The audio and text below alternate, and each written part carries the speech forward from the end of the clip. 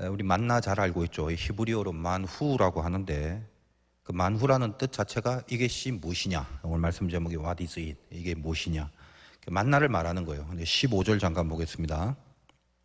이스라엘 자손이 보고 그것이 무엇인지 알지 못하여 서로 이르되 이것이 무엇이냐 하니 모세가 그들에게 이르되 이는 여호와께서 너희에게 주어 먹게 하신 양식이라. 그렇게 되어 있죠. 오늘 이제 제목이 네 글자를 해야 되니까 영어로 What is it? 그렇습니다. 만나라는 단어의 뜻이에요. 이것이 무엇이냐. 이제 캥거루라는 이름이 생긴 거하고 똑같습니다. 호주에 탐험가가 가서 캥거루를 난생 처음 보니까 원주민한테 저거 이름이 뭐냐고 했더니 캥우루라고 했다고 그러잖아요. 나도 모른다라는 말이에요. 근데 그래서 저 이름이 캥거루구나. 그렇게 붙여진 이름입니다. 동일한 거죠. 13절과 14절 보겠습니다. 저녁에는 메추라기가 와서 진에 덮이고 아침에는 이슬이 진 주위에 있더니 그 이슬이 마른 후에 광야 지면에 작고 둥글며 서리 같은 것이 있다. 이렇게 되어 있습니다. 우리 저번 시간과 연결해서 좀 기억이 날는지 모르겠지만 고기를 먹고 싶다니까 참새구이 같은 거 이 메추라기를 막 때로 1m 이상 쌓이게 주잖아요. 그래서 그거 먹고 근데 이 메추라기는 사실 한 달만 먹었어요. 나머지 광야 생활 40년 동안은 계속 이제 만나만 먹게 되는데 어떤 식으로 먹냐 했더니 16절에 여호와께서 이같이 명령하시기를 너희 각 사람은 먹을 만큼만 이것을 거둘지니 곧 너희 사람 수요대로 한 사람에 한 오멜씩 거두되 각 사람이 그의 장막에 있는 자들을 위하여 거둘지니라 하셨느니라. 그러니까 뭐 그 장막에 4명 있으면 4명 분량을 한 명이 갖고 오든 2명이 갖고 오든 다시 말하여 한 사람 앞에 한 오멜씩의 분량으로 그렇게 가지고 와서 먹는다 이 말이죠. 뭐 오멜이라는 건 뭐 이게 뭐 단인데 리터 단위로 한 2.2리터 정도 된다고 그래요. 여러분 보통 치킨 먹을 때 콜라 사이다 큰 게 이게 1.5리터인가요? 그러니까 그보다 조금 좀 큰 많은 정도겠죠. 하여간 이게 기적적인 사건 아니겠습니까? 그래서 하늘에서 만나 먹을 게 내린다. 그거 먹고 안 굶어 죽었다. 그러니까 이 만나에 대한 수많은 설교들이 있을 것인데 일반적으로 어떤 거예요? 하나님이 친히 양식을 주니까 얼마나 감사하냐 그런 거. 그리고 읽어봤더니 뭘 먹을까 뭘 마실까 이 염려하지 말고 이렇게 하나님이 양식을 책임져 주니까 니들은 믿음 생활 좀 잘해라. 나라와 의를 좀 구해라. 그런 이제 메시지들도 있고. 그리고 두당 이게 한 오멜이라는 분량이 정해져 있으니까 또 이런 메시지는 어떤 거가 있나요? 니네들 너무 욕심 부리지 마라. 두당 정해져 있는 분량 그걸 하나님이 주신다. 하나님 알아서 이렇게 탁탁 맞게끔 주신다. 욕심 부리지 마. 그리고 걱정하지 마. 모자라지도 않아. 넘치지도 않지만 하나님 정확하신 분이다. 그런 메시지들이죠. 18절 한번 보겠습니다. 오멜로 되어 본즉 많이 거둔 자도 남음이 없고 적게 거둔 자도 부족함이 없이 각 사람은 먹을 만큼만 거뒀더라. 이렇게 돼 있죠. 그래서 늘 하나님은 그 각자의 삶의 필요를 아시고 그 필요를 채워주시는 분이다. 뭐 그런 식의 설교들을 많이 합니다. 또 많이 또 들어도 봤고요. 이제 본문에 보면은 이 만나를 어떤 식으로 이제 취하라라고 이렇게 쭉 설명을 했는데도 불구하고 이게 하나님의 말을 안 듣고 괜히 지 혼자 욕심 부리는 사람들이 꼭 있죠. 어느 조직이나 있습니다. 그럼 어떻게 되는 겁니까? 욕심 부리다가 19절과 20절 보겠습니다. 모세가 그들에게 이르기를 아무든지 아침까지 그것을 남겨두지 말라. 그날 하루하루 분량 먹으라 이거죠. 그날의 족한 은혜, 그날의 족한 물량. 항상 그런 거예요, 개념이. 근데 그들이 모세에게 순종하지 아니하고 더러는 아침까지 두었더니 벌레가 생기고 냄새가 난지라 모세가 그들에게 노하니라. 자, 이런 일이 있습니다. 아침까지 남겨두니까 뭐 쓸데없이 욕심부리다가 먹지도 못하고 벌레 먹어버린다. 괜히 인생 쓸데없는 욕심부리다가 다 버리지 말고 있는 것도 다 버리지 말고 분량만큼 사는 것에 만족할 수도 있어야 된다. 이제 그런 교훈도 우리가 볼 수 있고요. 그리고 이제 다음 시간에 하겠지만 안식일은 일하지 말고 안식일 전날 안식일 분량까지 그때는 다음 날 염두에 두고 2배로 거두라 이런 말도 있습니다. 그러니까 만나를 통해서 안식일에 대한 메시지를 또 강하게 주려는 그런 부분도 이제 있는 거죠. 하여간 이제 그런 정도의 메시지는 뭐 이미 이제 여러분들이 많이 들어본 사람이 있을 것 같고 또 그렇게 이제 글쎄 뭐 아무튼 중요합니다만 그냥 중요해요. 근데 성경의 그냥 교훈의 차원이죠. 근데 성경이라는 것은 그 사건이나 그 일을 적어놓은 궁극의 이유가 늘 있는 법이죠. 궁극의 이유.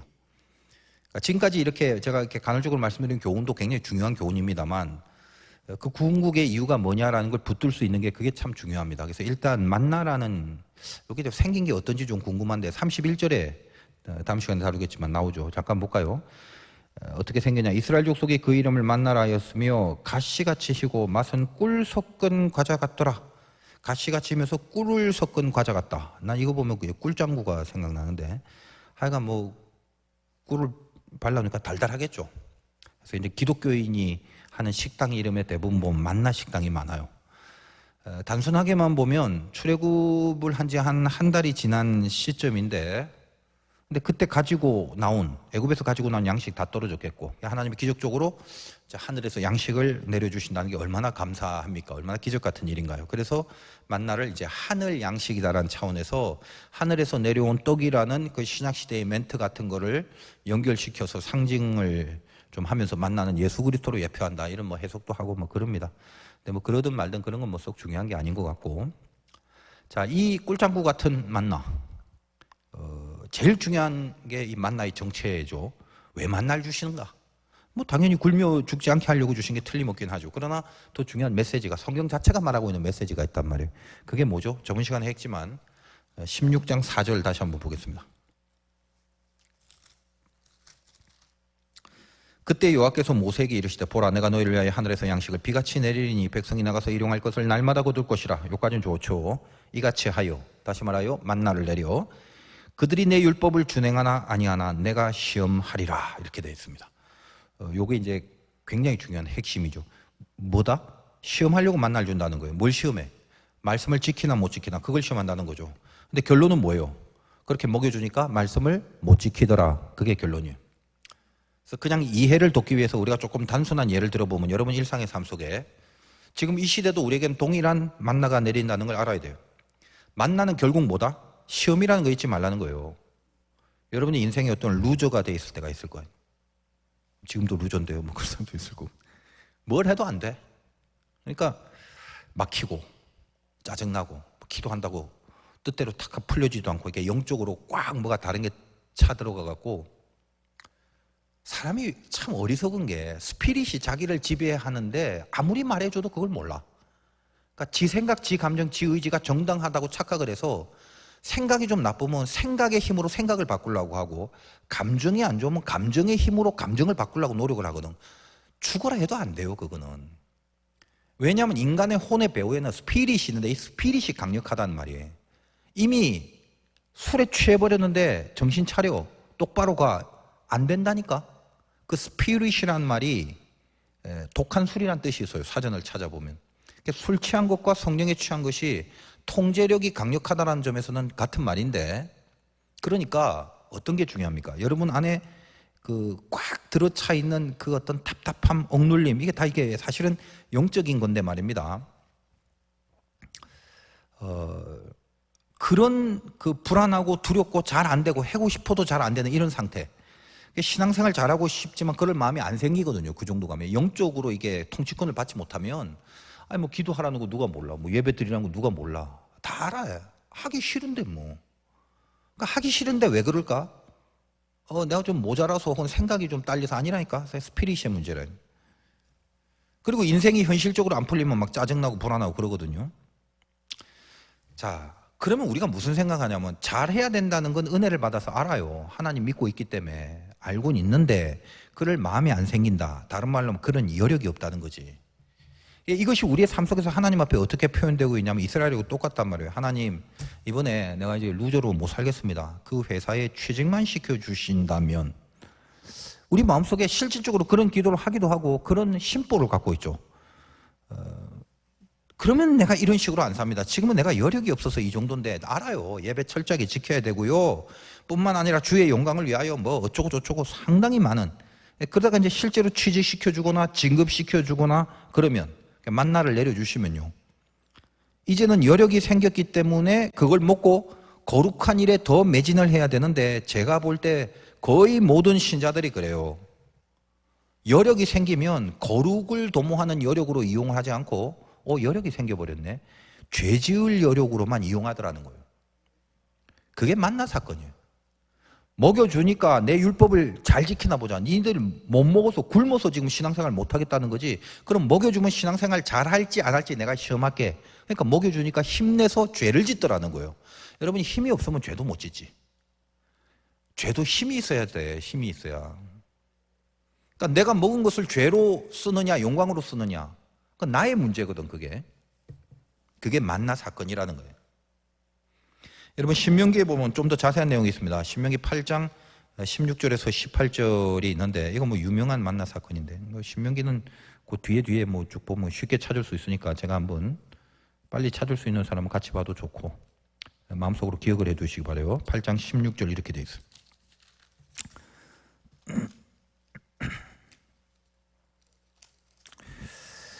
내가 본즉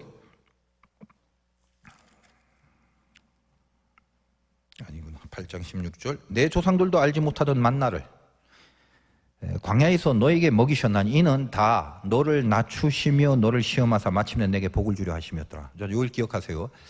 출애굽기는 시험한다 말만 있는데 조금 더 구체적으로 나오죠. 너를 낮추시고 시험한다. 그러니까 시험을 하는데 낮추신다는 목표를 갖고 있다는 거예요. 그러니까 만나라는 거는 지금 우리의 현실에 지금 적용을 잘해야 돼. What is it? What is it? 이게 무엇인가? 라는 말을 여러분도 할 때가 있어요. 만나를 보고. 언제 합니까? 정말 이게 뭔지 모를 때, 그럴 때도 하잖아.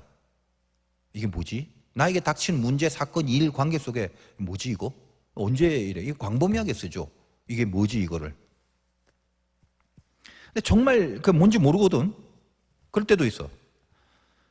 근데 만나는 아까 본문을 살펴봤지만 두 가지가 분명했죠. 이스라엘 백성들이 전부 빠짐없이 한 명 한 명 다 먹었다.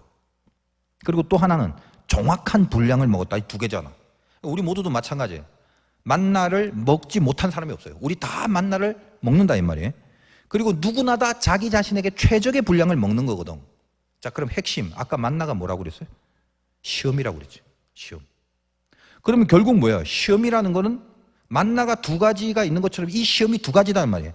누구에게나 시험이 있다는 거 첫째. 그리고 그 시험은 최적화된 시험뿐이다. 다시 말해서 감당할 수 없는 시험은 없다. 그 사람한테 맞는 시험만 준다 이 말이에요. 이게 뭐지 싶은 일이 생길 때가 있습니다. 만나가 내릴 때요. 좋은 일도 있겠지만 나쁜 일도 있을 수 있어. 굉장히 좋아서 어휴 이게 뭐야 이럴 수가 있고, 굉장히 나빠서 이게 뭐지 이럴 때가 있다 이 말이에요. 그러니까 what is it? 이 말은 좋고 나쁘고를 아직은 모르는 상태에서 물어보는 말입니다. 그러니까 좋아서 물어볼 수도 있고 감탄할 수도 있고 또 나빠서 절망할 수도 있는 말일 수도 있지만, 하여간 처음 맞닥뜨린 그 상황 속에서는 이게 좋게 풀릴지 나쁘게 풀릴지 모를 때도 이게 뭐지라고 말할 때가 있단 말이에요. 근데 여러분 인생의 대부분이 what is it이에요. 여러분이 만나는 사건은. 그러니까 시험이라는 게 좋고 나쁘고가 따로 있다는 게 아닙니다. 만나가 시험이단 말이지. What is it? 이게 뭐야? 좋고 나쁘고 아직 따로 있는 게 아니에요. 좋을 수도 있고 나쁠 수도 있는 게 시험이죠. 그게 만나요. 잘 치면 좋은 거고 못 치면 나쁜 게 시험이지. 그런 것과 비슷한 것. 예전에 제가 좀 이렇게 상세하게 이 시험에 대해서 다루었던 설교 중에 뭐 그 특센 때인지 모르겠네. 하여간 뭐 그때 말을 다 할 수는 없고 그냥 강력하게 가장 강력한 두 가지, 그리고 굉장히 간단하게 설명하자면 시험이라는 건 두 가지로, 하나는 유혹일 수 있고 하나는 시련일 수도 있고, 이 두 가지입니다. 유혹을 헬라어로 페이라조라고 그러고 시련은 도키마조라고 하는데, 그럼 시험이 유혹으로 갈 수도 있고 시련으로 갈 수도 있다는 거예요. 유혹이라고 하면 어떤 거죠? 마귀가 우리의 신앙을 없애버리려고 공격하는 시험, 그게 페이라조고, 시련이라고 하면 하나님이 우리를 강력하게 연단시키려고 주는 시험, 훈련, 운동, 연습, 그런 거지. 그걸 이제 도키마조라고 그럽니다. 근데 그 시험이라는 게 애초부터 야 요건 도키마조로, 요건 페이마조로 갈래, 그렇게 보낼래, 그런 경우도 있을 수는 있지만 무조건 다 그렇게 하지는 않아요. 그러니까 딱딱 결정된 채로 오는 것만은 아닙니다. 뭔지도 모르게 다가오는 시험이 많아요. 그게 만나요. 이게 뭐냐? 이게 뭐지? 이게 아직 개연성이 있어요. 이게 도키마조로 갈 건지 페이라조로 갈 건지, 영광으로 갈 건지 고난으로 갈 건지, 이런 것들이 아직 개연성이 있는지 그런 채로 다가오는 거다 이 말이에요. 그럼 결국 남은 게 뭐냐? 그 시험을 맞닥뜨리는 당사자인 내가 그 시험을 유혹이 되어서 당해버리는가, 아니면 시련으로 이용하여 내가 강력해지든가, 이 두 가지 중에 하나. 이거는 이 시험을 통과하는 당사자에게 달려있는 거거든. 만나가 내렸을 때 시험한다고 하는 게 뭐죠? 이 만나를 통해서 이스라엘이 마귀의 유혹으로 당해버리느냐, 하나님의 시련으로 강력해지느냐, 이 두 가지 노정에 있었단 말이에요. 그래서 이것이 무엇이냐라고 시작하는 거라고. 결국 이스라엘은 시련으로 가지 못하고 유혹으로 가버리지. 광야 내내 낮아져야 되는데, 아까 신명기가 그거잖아. 낮추시고 시험한다. 내내 낮아져야 되는데 어떻게 됐습니까? 이거 시련으로 이용을 했으면 낮아졌을 텐데 유혹으로 당해버리는 바람에 낮아지지 않고 교만해져갖고 목이 고든 백성이 되어버렸잖아. 그래서 40년 동안 뺑뺑이 돌리게 된 거죠. 열흘이면 갈 거리를. 아무리 뺑뺑이 돌려도 유혹으로만 계속 당하다 보니까 1세대라는 것이 광야에서는 만들어지지 못합니다. 다시 말하여 1세대가 가나안으로 들어가지 못하죠. 그래서 2세대가 나중에 커서 성인이 되어서야 가나안에 들어가는 거죠. 1세대의 뺑뺑이 돌리는 모습 속에 1세대의 시련으로 가지 못하고 유혹으로 끝나버렸다는 거예요. 자, 그럼 여기서 히브리서 9장 4절에 보면 이런 표현이 있습니다. 언약궤 안에 이 만나를 담은 금 항아리와 아론의 쌍난 지팡이와 언약의 돌판이 있다고 세 가지가 있어요. 자, 이게 이제 설명하면 좀 긴데, 성경에서 이 법궤라는 코드가 굉장히 중요합니다. 법궤는 보통 언약궤라고 하죠.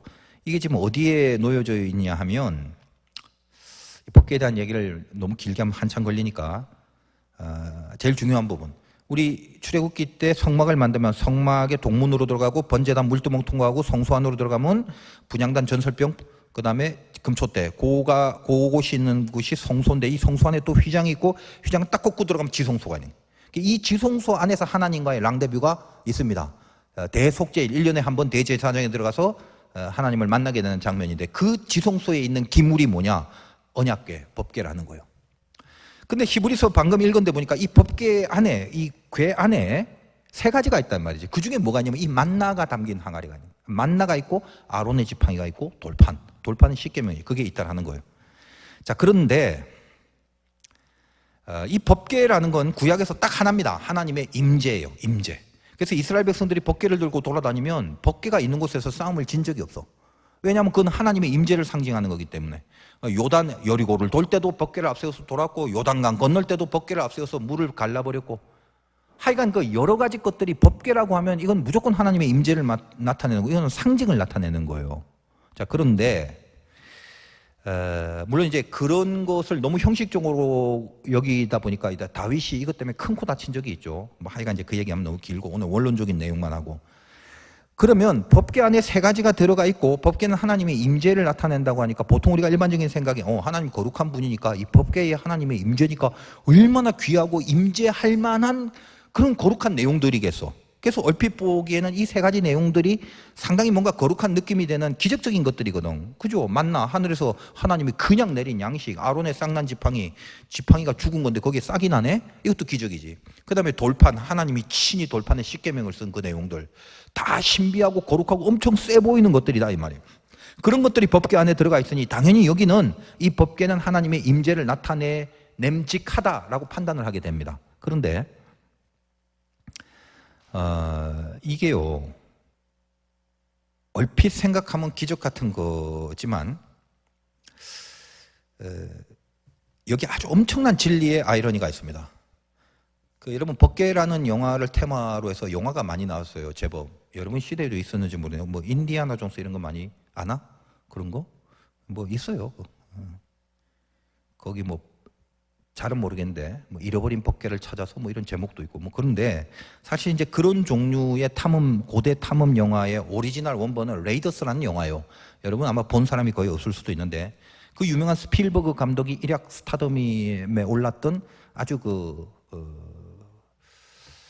최고의 인기가 있었던 영화지. 근데 그 영화에서 법궤라는 테마로 어떤 신이 나오냐면, 뭐 이제 뭐 악당들이 있는데 뭐 법궤를 뺏기는 과정인데, 그 악당들이 우르르 모여갖고 법궤를 열어요. 법궤를 여니까 그래서 광선이 확 나오면서 그 모여있던 사람들의 얼굴이 싹 다 녹으면서 죽어버리는 거지. 그거를 당시에는 약간 좀 요즘에 비해서는 굉장히 조잡한 CG지만 당시로선 충격이었어. 그런 CG 기술을 발휘할 수 있는, 그때 이제 스필버그가 그것 때문에 유명해지면서 그 뒤에 이제 계속 뭐 인디아나 존스 시리즈가 나오고 뭐 그렇게 된 겁니다, 사실은. 근데 사실은 그게 그 영화에서 물론 만든 거지만 사실 성경에 보면 그 사무엘서에 그런 게 있잖아. 실제로 법궤를 들여보다가 무지하게 많이 죽었던 사건이 있어요. 그럼 도대체 우리의 궁금증이 법궤라는 게 하나님의 임재를 나타내는데 뚜껑을 열어보면 왜 죽을까? 이 말이죠. 이 법궤 안에 있는 세 가지 물품은 하나님을 나타내는 거룩한 상징이기보다는 사실은 어떤 아이러니가 있냐면요.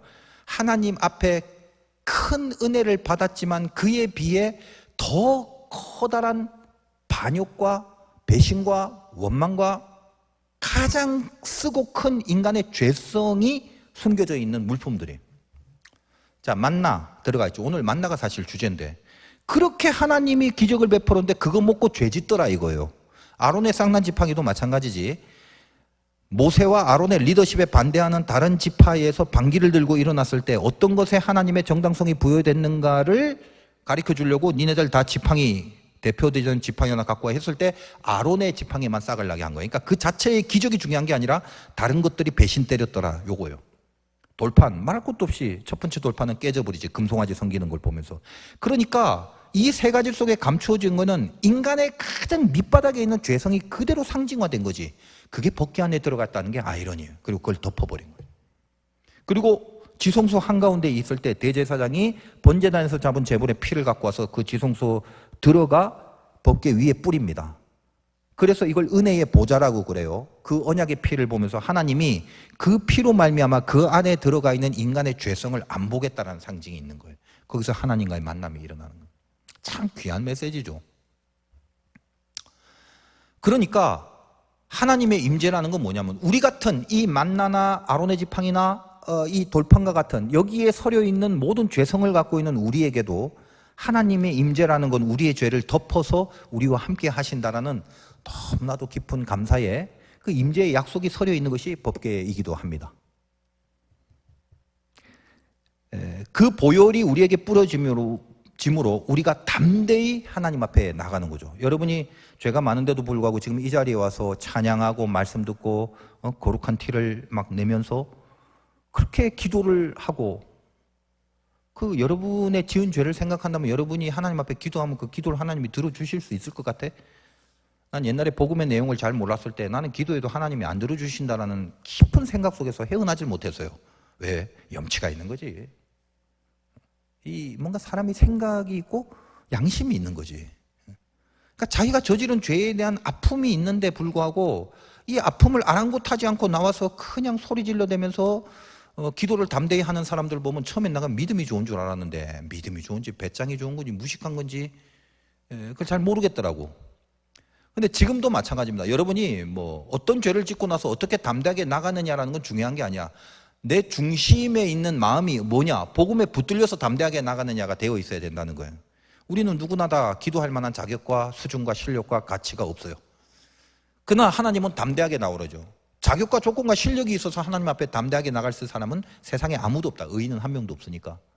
그러니까 우리는 어때요? 늘 염치 없지만 하나님 앞에 나가는, 죄인의 실력이지만 의인의 신분으로 주님 앞에 나가는, 그것이 우리가 갖고 있는 은혜의 특권이죠. 그러니까 어때요? 아싸가 아니라 속으로 눈물을 흘리는 거예요. 아, 감사하다. 이렇게 하나님이 받아주시는 거구나. 5분 전에 죄를 지었는데도 불구하고 하나님 나 잘못했네요. 실수했네요. 회개합니다. 주님 나에게 찾아와 주시고 내 기도를 들어달라고. 항상 그럴 때마다 하나님은 예외 없이 귀를 기울이시고 나의 기도를 들어주시는 거예요. 그게 우리의 특권이죠. 얼마나 귀한 존재들입니까? 이렇게 귀하게 사는데 왜 이렇게 눈동자에 초점이 없나요? 문제죠.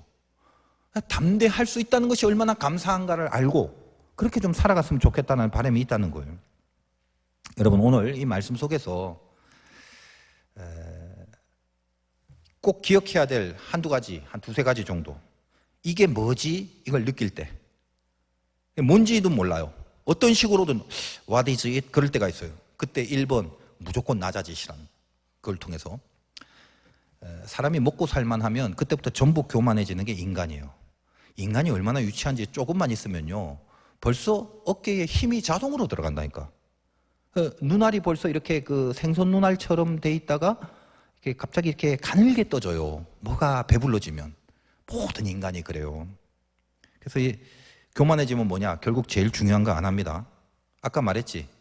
간절하게 하나님 앞에 빌고 기도하고 불평하고 원망해서 하나님이 만나를 내려주시면 배불러서 뭐 하겠다? 죄 짓는다고. 교만은 마귀의 본성입니다. 인간이 가장 최악의 죄를 짓는 순간은 전부 교만한 상태에서 저지르지, 교만하지 않은 상태에서 최악의 죄를 저지르는 법은 없습니다. 다윗 보세요. 그렇게 은혜가 충만했지만 가장 최악의 죄를 언제 저질러?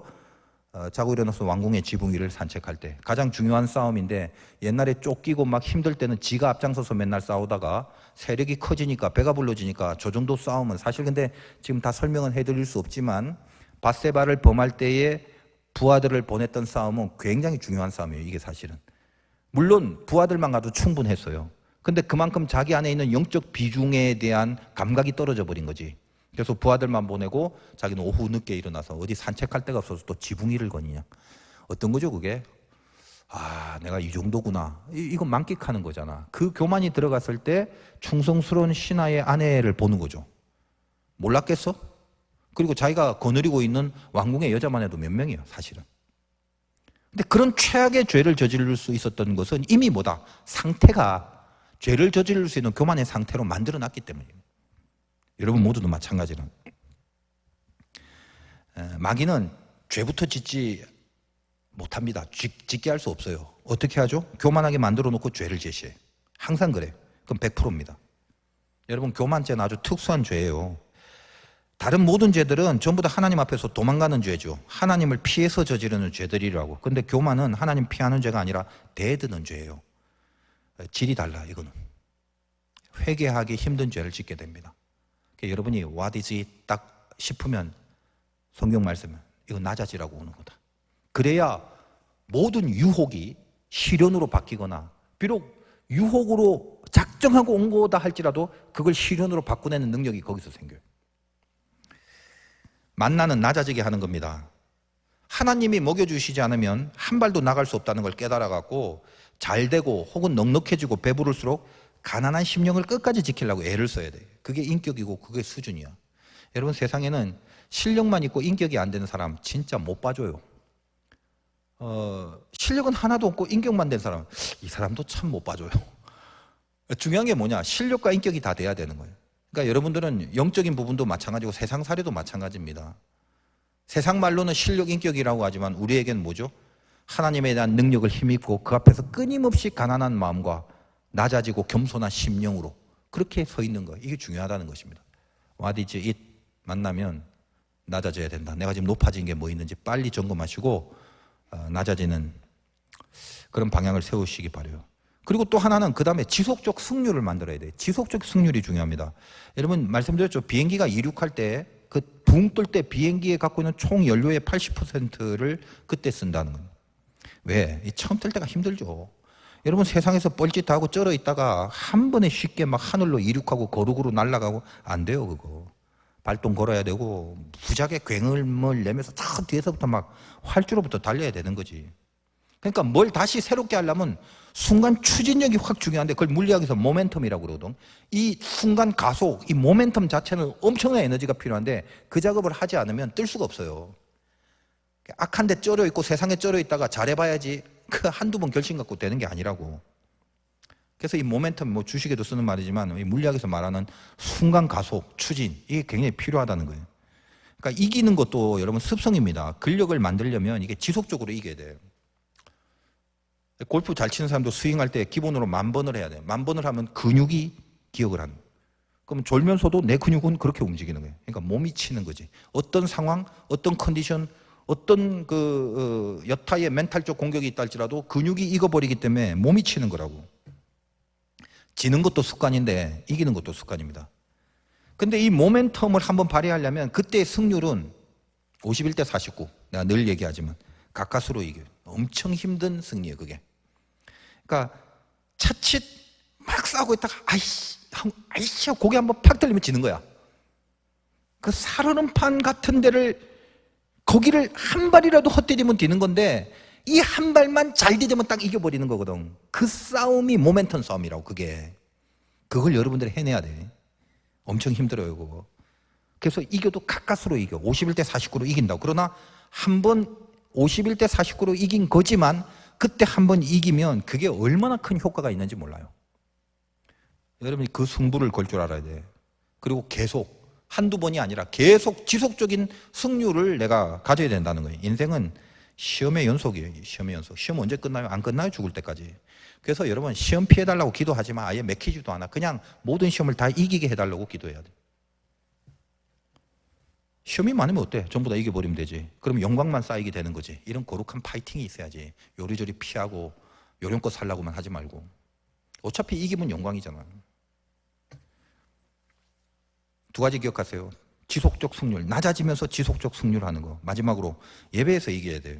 여러분 우리 예배자인데 예배가 왜 중요해? 예배에서 이기라고. 예배는 시뮬레이션이에요. 시뮬레이션이 뭐예요? 가상공간. 제가 공군의 그 군목 시절에 파일로트들이 시뮬레이션, 그러니까 예를 들면 전자오락처럼 게임하는 데가 있어. 사천 비행장에. 그 사천 비행장에 보면 실제로 이 전투기 안에 있는 모습을 해놓고 그걸 모니터에 내 전투기가 어떻게 가는지 게임할 때 많이 하잖아. 난 그 게임인 줄 알았어. 근데 이게 진짜야, 진짜. 그러니까 진짜 내가 조종하는 대로 그 시뮬레이션이 돌아가는 게 진짜 내 조종 실력이 그대로 반영되는 거라고. 쉬워 보이대? 내가 한번 해보겠다, 나오라고. 딱 앉아갖고 대강 말 만들고, 아, 이거 뭐 전자오락 하는 거잖아. 비행기가 뜨질 않아. 그러니까 옆에 가서 뭐 부닥치고, 안 돼요, 안 돼. 이게 진짜라며, 진짜. 그러니까 내가 진짜 이 모습, 이 실력으로 그대로 비행기를 탔으면 어디 쳐박고 부러지고 터지고 이랬겠지. 그걸 시뮬레이션이라고 그러는데, 여러분이 이 예배가 시뮬레이션이고 예배의 마지막에 기도가 시뮬레이션이면 여러분 기도 속에서 이기고 일어나야 돼요. 기도 끝나고 나가서 맞닥뜨리면 이길까 말까 생각해봐요. 아니요. 여러분 궁수들이 옛날에 그 고수들이 그런 얘기 많이 들어요. 참 나무 끝에 단추를 매달아놓은 거. 그 단추를 맞힌다는 전설과 같은 이야기. 어떻게 맞춰? 째려보지. 단추를 계속 봐.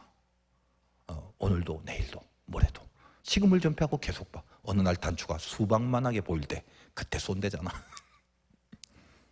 그런 전설 같은 얘기 얼마나 많이 보냐.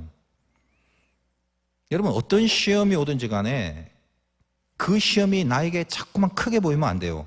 시험을 이기게 하신 하나님이 크게 보여야 돼. 그래야 이기는 거예요.